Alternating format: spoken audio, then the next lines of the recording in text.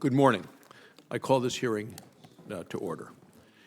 This morning, we will review the Nuclear Regulatory Commission's fiscal year 2021 budget request. Clean and constant nuclear power is a cornerstone of our nation's energy infrastructure. It is also vital if we are serious about addressing climate change. Nuclear energy reliability generates electricity to power our homes and our businesses. Over the decades, utilities have steadily improved performance to increase how much nuclear energy the United States produces. As things stand today, this trend will not continue.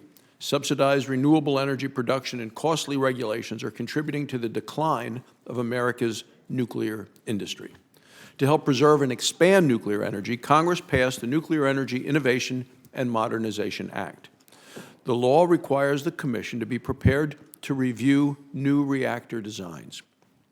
One nuclear startup company is poised to submit an application for a first-of-its-kind microreactor. This reactor will be radically different from today's nuclear power plants in size as well as in complexity. The Commission's review will test its readiness to efficiently and affordably approve such new technologies. Preparing to license and oversee new technologies must complement the Commission's ongoing oversight of today's reactors. In 2018, the Commission staff launched an initiative to modernize the program that oversees nuclear power plants. The staff proposed modest recommendations to improve the program. The recommendations prioritize and incentivize addressing the most important safety factors, and I support accepting and acting on those recommendations. The agency should continue this initiative by identifying additional improvements. We also need to preserve our nation's nuclear fuel supply. America's nuclear reactors should be fueled by American uranium. The Department of Energy will soon release a report recommending actions to revitalize our nuclear fuel cycle, including uranium production. Wyoming is the only state currently producing American uranium. Yesterday, the Secretary of Energy assured me America's uranium producers will be provided immediate relief. The Trump administration understands the vital role uranium plays in energy and national security. Now we must act to preserve America's uranium industry. We must also act to speed the deployment of the next generation of American reactors. China is now leading the world in nuclear deployment. Last year, China increased its nuclear generation by 18%. It plans to build replicas of American-designed nuclear reactors. We shouldn't let other countries dominate the global market with technologies that we have developed. Russia is also advancing their nuclear interests.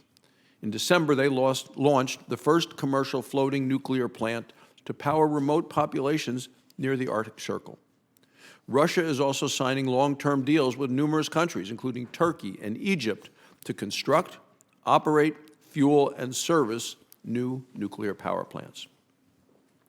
The President has taken steps to create an American-first nuclear energy policy. Congress and the Nuclear Regulatory Commission should also reassert America's nuclear energy leadership. The Commission should partner with our allies and lead international nuclear forums to establish the regulatory framework for advanced reactor technologies. Congress should provide the Commission the direction, the authority, and the resource that it needs. The Commission should not only be able to license new reactor designs, but also reduce barriers to manufacturing and to using new reactor designs. Many restrictions on our nuclear industry are over 60 years old. By modernizing these outdated laws, Congress can unleash America's nuclear potential. So I look forward to hearing more about how the Nuclear Regulatory Commission plans to meet the needs of the industry that it regulates. I now turn to Senator Carper.